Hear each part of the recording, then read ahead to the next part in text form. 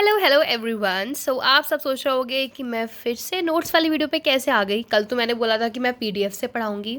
So actually what I realise कि कल जब वीडियो अपलोड हुई तो व्यूज़ नहीं आए, लाइक्स नहीं आए, इसका मतलब कुछ तो गड़बड़ थी। सो गड़बड़ शायद पीडीएफ में थी, तो सोचा क्यों ना कुछ पेपर्स मंगवा लूँ। तो देखो मैंने पूरा का पूरा बंडल ऑर्डर कर दिया और आप लोगों के लिए वीडियो बनानी स्टार्ट कर दी। ठीक है, तो अभी हम आगे वाला पैराग्राफ पढ़ने वाले हैं। तो आज हम पढ़ेंगे टाइफॉइड के बारे में, but let's start with the very basics. Heading का नाम क्या है आपके चैप्टर में? हेडिंग का नाम है common disease in humans. But देखो, वीडियो स्टार्ट करने से पहले बहुत ही सिंपल बेसिक सी बात बोल रही हूँ यार। वीडियो को लाइक करो, शेयर करो, सब्सक्राइब करो। ठीक है, चलो अभी आगे बढ़ते हैं। So common disease in humans. अब आप सोचो कि ह्यूमंस को कौन कौन सी डिसीज होती है कॉमनली। आपने सुना होगा टाइफॉइड होता है, न्यूमोनिया होता है। तो इस पूरे पैराग्राफ, इस पूरे हेडिंग के अंदर हम इन्हीं टॉपिक्स के बारे में डिस्कस करने वाले हैं।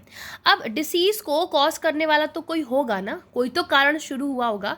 सो व्हाट आर द कॉज?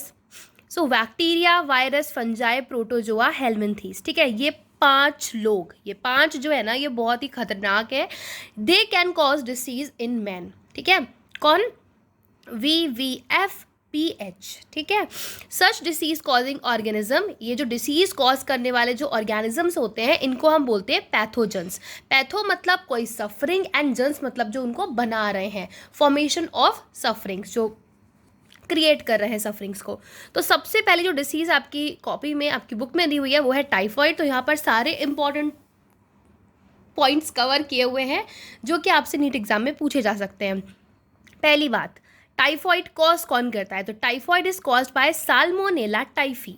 अब अगर टाइफी लिख के आ गया तो पहचान लोगे, सिर्फ साल्मोनेला आया तो नहीं पहचान पाओगे, इसलिए ध्यान रखना साल्मोनेला टाइफी या टाइफ्यूरियम भी होता है कभी कभी।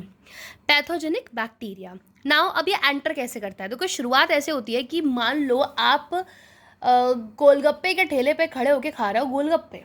ठीक है, अब पास में है नाली, तो वहाँ का जो मतलब गोलगप्पे वाला है, उसने गंदा पानी यूज़ कर लिया। मतलब कि वो जो आपको गोलगप्पे खिला रहा है उसमें ऑलरेडी टाइफॉइड के बैक्टीरियाज प्रेजेंट है, मतलब उसमें साल्मोनेला टाइफी प्रेजेंट है।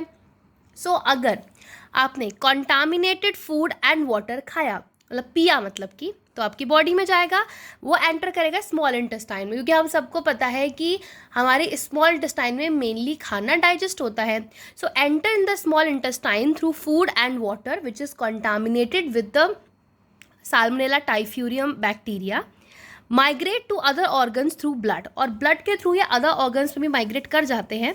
इनके सिम्टम्स क्या आते हैं? सिम्टम्स आपको ये ध्यान रखने हैं, ये 6 सिम्टम है। पहली बात, पेशेंट बताएगा हाई फीवर आ रहा है। मैंने उस दिन से डॉक्टर साहब गोलगप्पे खाए थे और उसके बाद से बस मेरी तो तबीयत इतनी ख़राब हो गई। ठीक है, तो हाई फीवर, कितना हाई फीवर? 13। नॉर्मल कितना होता है? चलो नीचे कमेंट सेक्शन में लिख के बताओ what is the normal temperature of our body. ठीक है, जो आंसर सही सही देंगे उनको मेरी तरफ से एक हार्ट। आगे बढ़ते हैं। High fever 39 degree centigrade to 40 degree centigrade, weakness, stomach pain, constipation, headache and loss of appetite. So these all are the basic symptoms. अब कैसे समझोगे इसको, याद कैसे रखोगे? अब मैंने तो सुना दिया ये सिम्टम्स होते हैं, याद ऐसे रखोगे बेटा। देखो, हाई फीवर होगा तो भूख नहीं लगेगी। सब बहुत ज़्यादा हाई फीवर हो जाता है तो भूख नहीं लगती, मतलब क्या होगा? आपका लॉस ऑफ एपेटाइट। और क्या हो रहा है? हाई फीवर के साथ पेट में भी दर्द हो रहा है, स्टमक पेन।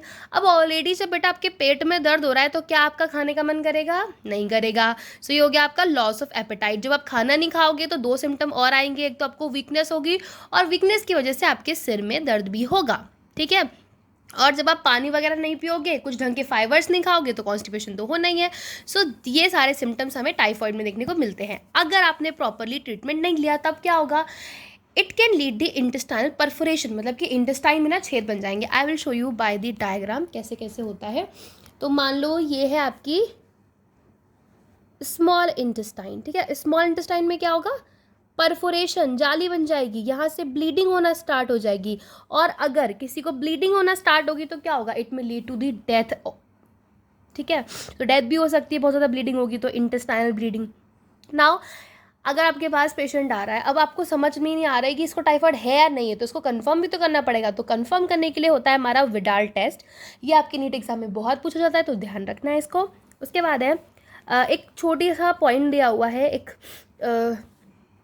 मेडिसिन का एक केस बताया हुआ है कि एक थी मैरी मेलोन, जिनका निकनेम रख दिया गया था टाइफॉइड मैरी, इसलिए क्योंकि वो बनाती थी खाना, ठीक है, और वो बहुत बड़ी टाइफॉइड कैरियर थी क्योंकि वो खाना बनाती थी। अब उनको खुद टाइफॉइड है, वो खाना बना रही है, लोग उनके हाथ का खाना खा रहे हैं, तो इस तरीके से वो फैलता था। तो मतलब कि टाइफॉइड ऐसी डिसीज़ है जो कि एक पर्सन से दूसरे पर्सन को फैल सकती है, मतलब it is a infectious disease. So I hope बच्चा कि आपको मैंने जितना भी पढ़ाया इस एक कोरे कागज़ में आपको एक एक पॉइंट समझ में आ गया होगा। समझ में आया हो तो लाइक कर देना, चैनल को सब्सक्राइब कर देना, do not forget to comment below, normal temperature भी बताना है तुमको बेटा। चलो, और अगर तुम मुझे इंस्टाग्राम पे फॉलो नहीं करते तो जाके फॉलो करो, गिनी की वेव से नाम से है मेरा एक इंस्टाग्राम अकाउंट। और क्या आप लोग चाहते हो कि मैं इस चैनल का तरंग एकेडमी का एक इंस्टाग्राम अकाउंट बनाऊं? अगर ऐसा चाहते हो तो tell me in the comment section, I will love to make that page on Instagram as well. चलो अभी बाय बाय एंड टेक